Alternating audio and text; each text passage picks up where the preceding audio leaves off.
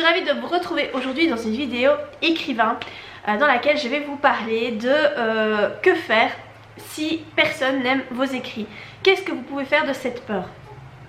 Alors sachez que cette peur-là, on la ressent tous à un moment donné en tant qu'écrivain. Et quand on débute en fait, c'est surtout quand on débute. On se demande toujours, mais qu'est-ce que je vais faire si personne n'aime ce que j'écris? Comment je vais gérer ça? Qu'est-ce que je peux faire? Voilà. Alors déjà, le fait d'avoir cette peur, ça doit vous motiver à travailler encore plus, à faire mieux, à vraiment donner le meilleur de vous-même pour sortir un roman qui est vraiment satisfaisant pour vous. Vraiment essayez de faire en sorte que ce soit la meilleure version que vous pouvez donner. Essayez d'imaginer quand il sera terminé, voilà, vous devez vous sentir vraiment satisfait. Vous devez vraiment vous dire, ok, il y a certainement des choses qui peuvent être encore améliorées, mais globalement je suis content de ce que j'ai pondu, je suis content du résultat final.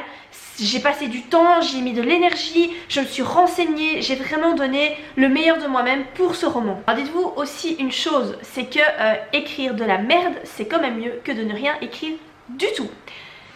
Il y a que ceux qui font rien, qui n'ont jamais de critique, et encore, on peut les critiquer justement parce qu'ils ne font rien. Vous avez au moins le mérite d'essayer, vous avez au moins le mérite de vous lancer, de réaliser votre rêve, voilà, de vous lancer dans un projet et de tout mettre en œuvre pour y arriver. Alors peut-être qu'il y a des gens qui vont vous dire, ouais mais ce que tu écris c'est pourri, c'est moche, c'est nul, t'as aucun talent. Mais dites-lui à cette personne, et toi tu es capable d'en faire autant? Et toi tu saurais écrire un livre? Certainement que la personne va vous regarder comme un débile et ne saura pas quoi vous répondre.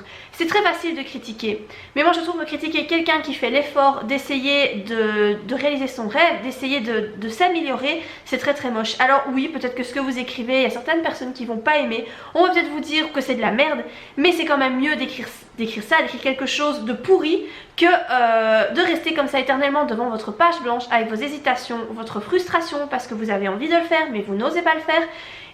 Donc c'est quand même mieux d'écrire même si ce que vous écrivez n'est pas à la hauteur de vos espérances. Alors quelque chose d'important aussi, c'est l'importance justement des bêta lecteurs.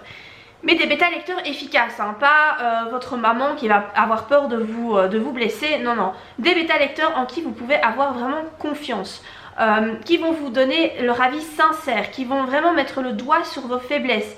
Le but c'est de vous faire progresser, de mettre l'accent vraiment sur ce qui ne va pas pour que vous puissiez vous corriger et faire toujours mieux. Donc les bêta lecteurs c'est vraiment très important, surtout quand on débute et qu'on ne sait pas trop ce qu'on pourrait améliorer, ce qui est un peu faible.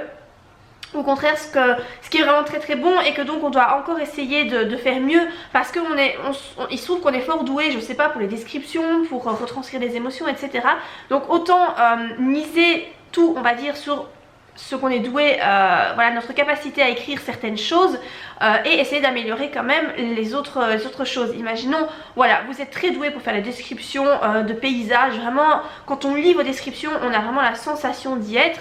Eh bien mettez l'accent là-dessus puisque vraiment c'est votre force, mais c'est pas pour autant qu'il faut délaisser les autres choses. Mais les bêta lecteurs permettent vraiment de nous faire voir en fait notre roman sous un autre œil et mettre l'accent sur ce qui va et ce qui va pas.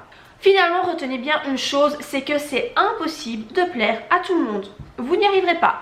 Vous pouvez essayer si vous voulez, vous n'y arriverez pas. Il y aura toujours des gens qui n'aimeront pas ce que vous écrivez, c'est comme ça.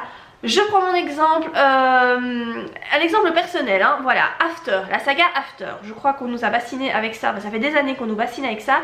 Personnellement, je déteste, je n'aime pas du tout. J'ai lu, je ne sais pas, les 2 premiers tomes sûrement, le 3e, je ne sais même plus si je l'ai lu. Je n'aime pas, je trouve que c'est très mal écrit, je trouve que l'histoire c'est du déjà vu, c'est du réchauffé, c'est long, c'est pénible. Il n'y a aucun point positif moi je ne trouve aucun point positif, je n'aime pas. Pour autant, ça a du succès, hein. Voilà, la fille, elle a signé, elle a fait des films, elle a certainement beaucoup plus d'argent que moi du coup, parce que ses livres sont traduits dans je sais pas combien de langues. Qu'est-ce qu'elle s'en fout de mon avis? Voilà, en fait tout le monde s'en fout, moi j'aime pas, mais ça ne change rien au fait que la fille, elle a du succès et elle se fout pas mal de savoir que Morgan Trail, elle n'aime pas ses livres. Dites-vous la même chose, voilà, il y aura des gens qui aimeront pas ce que vous écrivez. Mais qui s'en soucie, franchement, qui s'en soucie? Vous allez vous faire votre lectorat, Il y a des gens qui vont aimer ce que vous écrivez, qui vont commencer à vous suivre, vous allez vous faire une petite communauté. Vos petits lecteurs ils seront très contents quand vous allez sortir un nouveau livre parce qu'ils aiment beaucoup votre style, parce qu'ils aiment beaucoup peut-être la personne que vous êtes aussi hein, en tant qu'écrivain. Il y a des gens qui lisent des bouquins parce qu'ils aiment beaucoup la personnalité de l'écrivain. Et ça, personnellement, je ne lis pas des livres parce que j'aime l'écrivain en tant que personne. Mais si je vois quelque chose de négatif par rapport à un écrivain, qu'il a des valeurs qui ne me correspondent pas, qu'il a été dire des choses que je trouve vraiment immondes, et ben du coup ça me donnera plus du tout envie de lire ces livres. Donc voilà, dites-vous que il y a des gens qui vous aimeront pas dès le début et voilà, vous avez beau écrire ce que vous voulez, ils vous aimeront pas, c'est comme ça. Faites-vous à l'idée, n'essayez pas de plaire à tout le monde, essayez déjà de vous plaire à vous, essayez d'écrire quelque chose qui vous plaise à vous et ensuite interrogez-vous si ça plaira au lecteur, mais écrivez d'abord pour vous et je suis sûre de toute façon qu'il y a des gens qui apprécieront ce que vous écrivez, c'est certain. On a tellement de goûts différents tous autant que nous sommes que voilà, il y a des gens qui aimeront ce que vous écrivez, donc ne vous tracassez pas trop avec ça. Donc voilà pour rapport à cette petite vidéo, j'espère que ça vous aura un petit peu rassuré si vous avez vraiment peur que voilà, qu'on n'aime pas vos écrits, que vous êtes hésitant, que vous n'osez pas vous lancer parce que vous avez trop peur du jugement des autres. J'espère que ça vous aura rassuré, voilà, de vous dire que ben non, il faut se lancer et voilà, et comment vous avez le mérite d'essayer de faire quelque chose, d'essayer de vivre de votre passion, voilà. Vous avez du mérite à vous lancer et à essayer de faire quelque chose de bien, d'écrire quelque chose et bien déjà qui vous plaît et peut-être après de le publier et d'avoir la satisfaction d'avoir publié un livre. Voilà, si vous avez aimé cette vidéo, eh bien n'oubliez pas de la liker et moi je vous dis à très bientôt pour de prochaines vidéos. Bye!